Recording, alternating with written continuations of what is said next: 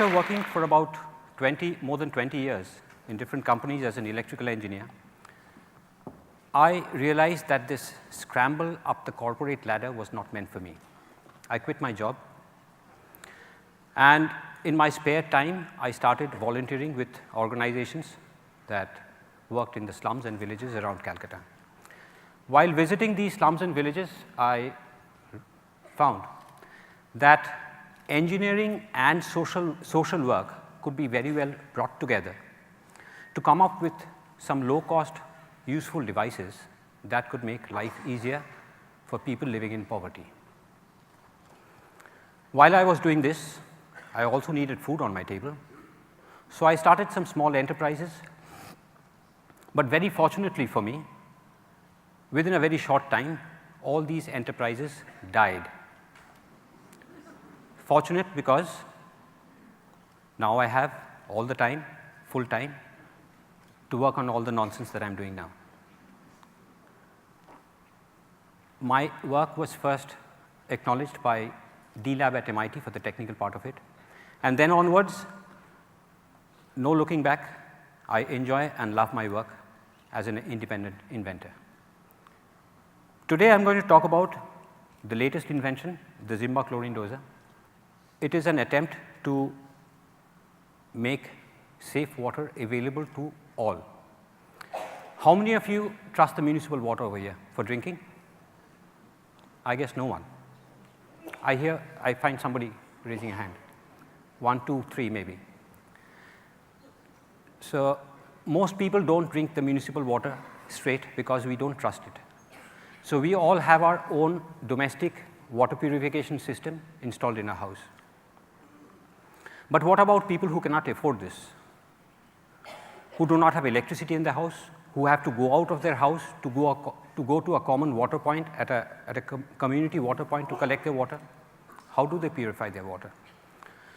So I started working on this device about 3 years back, and as I kept on working on this, I found that 780 million people in this world do not have access to safe drinking water. And unlike most of us, they have a very limited choice of drinks, these and a few similar to these. And since these people are ingesting these pathogens,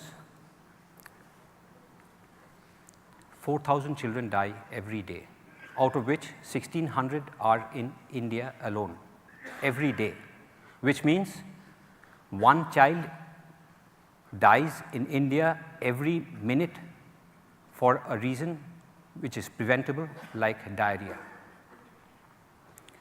I believe that this number of 4,000 can be brought down substantially because there are proven and effective ways of making the water that these people consume safe to drink. Chlorine is effective, available, cheap, used in the developed world, recommended by World Health Organization. Added in the right proportion to the water that these people drink can get rid of most of the pathogens. The question remains, how do we get this blessed chlorine into the water that these people drink? For most developing countries, the cost of providing chlorinated piped water to each and every household is prohibitively expensive. The alternate is point of use or point of collection disinfection, similar to the disinfecting systems that we have in our houses for the water. So where the water is disinfected or chlorinated at the point where people come and collect their water.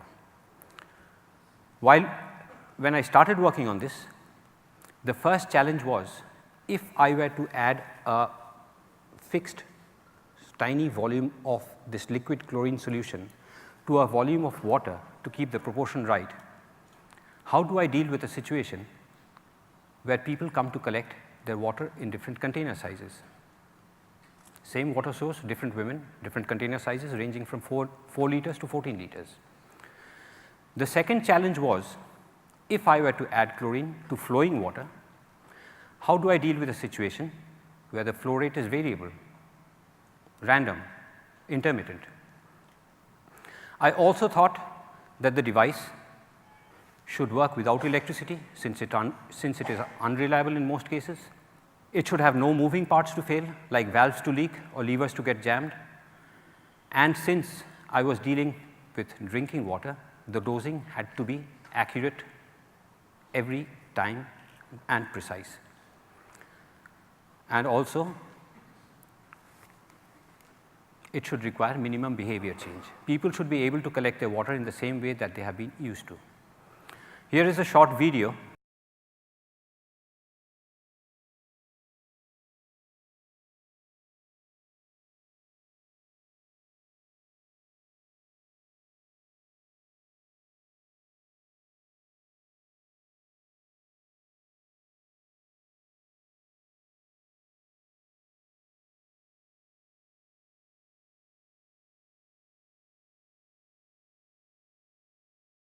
So, it is safe by default. No human intervention required, no human judgment is required of how much chlorine to go into how much water. It is automatically done inside. And what I mean by it is safe by default is that people do not have an option of getting unsafe water once this is installed, since it is an inline disinfecting system. Some examples where these have been up and running. In a rural setting in West Bengal, Spring Health, Orissa is using one of them for the last 6 months. It's been working fine. I was lucky that Stanford University took interest in this. They invited me to Stanford to give a demonstration of this, and subsequently with International Center for Diarrheal Disease Research, they did a joint study of the technical viability of this in the slums of Dhaka. For the last 10 months, it has been literally, each of them have been literally cleaning up thousands of liters every day for the slum dwellers. For those of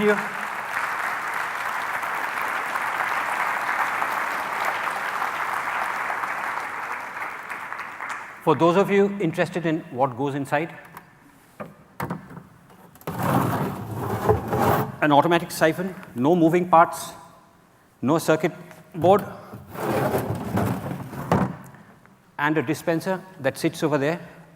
It's just a combination of pipes and tubes interconnected, transparent technology, figuratively and literally, which dispenses a tiny amount of chlorine to all the water that goes inside and passes out. So my dream next is to take this prototype and make it into a product and disseminate it throughout the world, through all the big and small organizations who have already shown a lot of interest in this, and make this world a better place with less number of diarrheal deaths. Hey, please don't clap, because people think I have done a lot of work on this. It's actually not me. I'll share a secret with you. It's gravity that's doing the work, not me. So as long as water is heavier than air, this should keep on working, and I guess in most cases it is so. Thank you.